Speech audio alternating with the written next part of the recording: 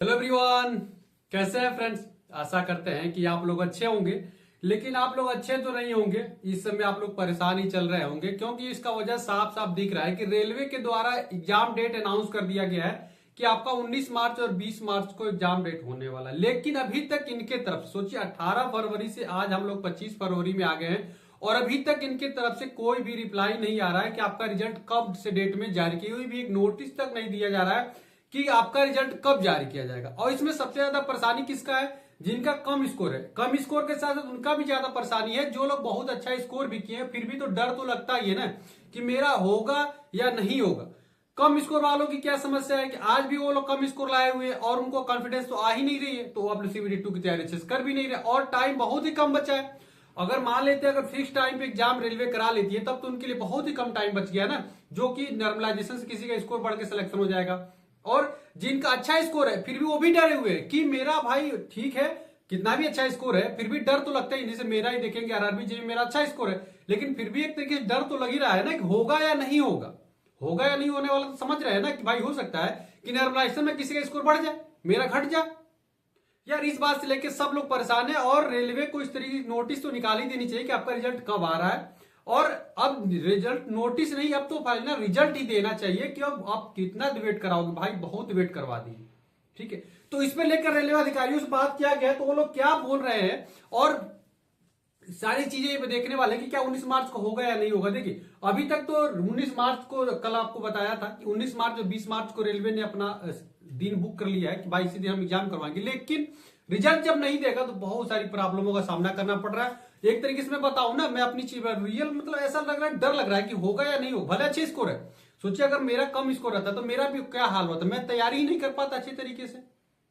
समझ ये सबके साथ हो रहा है भाई। लेकिन अब क्या ही कर, रेलवे की इतनी बड़ी लापरवाही की वजह से क्या ही बताया, सबका घाटा हो रहा है और बहुत डर तो लग ही रहा है, सबका लग रहा है। रेलवे के अधिकारियों ने क्या कहा वो हम थोड़ा आपको दिखा देते हैं।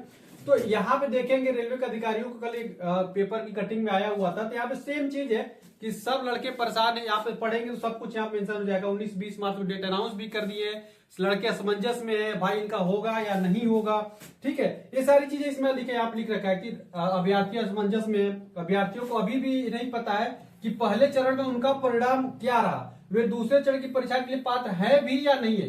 स्वाभाविक सी बात है यार, अगर आप तो रिजल्ट ही नहीं दे रहे कैसे पता चलेगा मेरा होगा या नहीं होगा, ठीक है। तो रेलवे के यहाँ पे देखेंगे पूर्व निर्धारित समय पर रेलवे के अधिकारी ये बोल रहे हैं कि भाई जो निर्धारित की गई 19 और 20 उसी टाइम पे एग्जाम आपका लिया जाएगा। लेकिन भाई ठीक है लोगे, लेकिन बताओ तो सही कि मेरा हो रहा है या नहीं हो रहा है।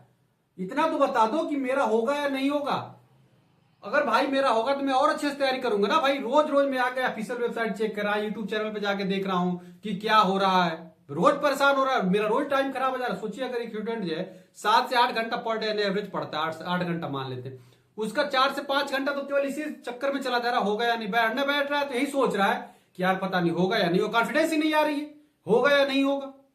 सबकी परेशानी यही है भाई। कुछ ही ऐसे स्टूडेंट है जिनका श्योर है, लेकिन श्योर तो वो भी नहीं है ना, एटलीस्ट उनको भी देखना रहता है ना रिजल्ट होगा या नहीं होगा। तो ये रेलवे ने बहुत बड़ी गलती कर दी है भाई। इनको रिजल्ट देना चाहिए, जितना जल्दी हो सके बहुत जल्दी देना चाहिए। और मुझे तो लग रहा है कि यार आज या कल में रिजल्ट ये लोग दे देंगे। इसके बाद दे देते हैं तो रेलवे की तरफ से बहुत बड़ी लापरवाही मानी जाएगी ये, क्योंकि आपने रिजल्ट डेट दे दिया ना, रिजल्ट कह रहा है एग्जाम डेट आपने दे दिया। एग्जाम डेट अगर आपने 2 महीने बाद दिया होता तभी हमारा वेट करने का मतलब ठीक है। देखिए अब आपको बहुत ज्यादा डरने की जरूरत नहीं है। आपको जो मैंने कटा बताई है उतना स्कोर आ रहा है तो निश्चित तौर पर अपनी तैयारियों में जुट जाइए, कोई सी दिक्कत नहीं है। क्योंकि अगर रिजल्ट आ गया और यदि आपका हो गया तो फिर आपको बहुत सारी प्रॉब्लमों का सामना करना पड़ेगा। ये RTI की रिप्लाई दिखा रहा हूं, ये जो RTI की रिप्लाई आई है आप लोग देख सकते हैं। यहाँ पे RRB railway recruitment board Secunderabad की तरफ से RTI की रिप्लाई आई हुई है। यहाँ पे साफ तौर पे लिख रखा है कि CN 01/2024 ELP यहाँ पे 2.73 लाख टोटल फॉर्म फिलअप हुए हैं, यानी कि 2.73 लाख टोटल फॉर्म फिलअप हुए हैं। और यहाँ पे अगर टोटल वैकेंसी देख लेते हैं तो टोटल वैकेंसी देखिए RRB सिकंदराबाद की टोटल जो 1863 यहाँ पे है, 665 यहाँ पे, दोनों जोड़ लेते हैं तो करीब आ जाता है 2528 टोटल वैकेंसी आ जाती है। इसका 15 गुना लड़कों को सिलेक्शन किया जाएगा तो करीब वही 38,000 टोटल लड़कों का यहाँ पे सिलेक्शन होने वाला है। टोटल जो 2.73 लाख टोटल यहाँ पे फॉर्म फिलअप हुआ है, यानी कि अगर इसमें से देखा जाए अगर 2.73 लाख टोटल फॉर्म फिलअप है, 38,000 टोटल यहाँ पे सीबीटी 1 से लड़कों को क्वालिफाई कर दो, पर सीट जो कंपटीशन निकल के आ रहा है वो 7 निकल के आ रहा है, पर सीट जो कंपटीशन निकल के आ रहा है 7 निकल के आ रहा है। लेकिन यहाँ पे 2.73 लाख सारे लड़के तो एग्जाम दिए नहीं होंगे, कुछ कम दिए होंगे, तो पर सीट से कंपटीशन घट के कितना आ जाएगा 6।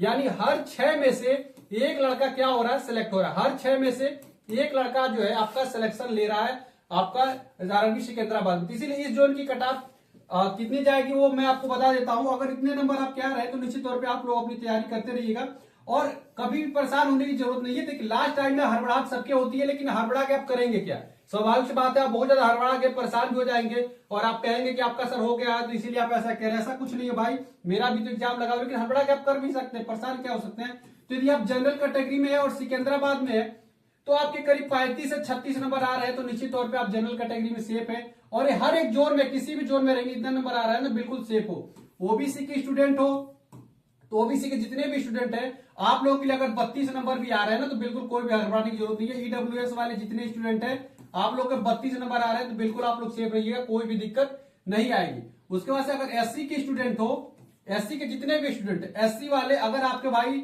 30 नंबर भी आ रहे हैं ना सिकंदराबाद में तो आप बिल्कुल सेफ रहो। और किसी भी जोन में नंबर आ रहे हैं जितना पे आप लोग सेफ रहने वाले हो। और एसटी के जितने भी स्टूडेंट हैं आप लोगों के लिए 25 से 28 यानी 25 से 28 के बीच में यदि आपके नंबर आ रहे हैं तो निश्चित तौर पे आप लोग हर एक जोन में सेफ रहने वाले, किसी भी जोन में कोई भी दिक्कत नहीं आनी है। और आप स्वाभाविक सी बात है परेशान होंगे, इसमें तो मेरे कितना भी मैं कहूं ना कि नहीं परेशान नहीं होना है, तो मेरे कहने से कुछ नहीं होता है। कि रियलिटी क्या है कि जब तक आदमी अपना रिजल्ट देख नहीं लेता है तब तक उसके मन में यही चलती रहती है कि मेरा होगा या नहीं होगा। लेकिन अगर मेरी बातों पे आपको लगता है कि इतने नंबर आप तैयार है तो निश्चित तौर पे आपको सीबीटी 2 की तैयारी करिए। सीबीटी 2 का सिलेबस थोड़ा बड़ा है, अभी आप टाइम तो बहुत ज्यादा नहीं है, लेकिन फिर भी जितना है उतने में आप लोग पढ़ाई करिए, ठीक है। चलिए आशा करते हैं वीडियो अच्छी लगी तो वीडियो को लाइक करिएगा, चैनल को जरूर सब्सक्राइब करिए, बेल बटन को दबा दीजिएगा और व्हाट्सएप ग्रुप जो डिस्क्रिप्शन उससे भी जुड़ जाए। मिलते अगले वीडियो में फ्रेंड्स, तब तक के लिए फ्रेंड्स जय हिंद।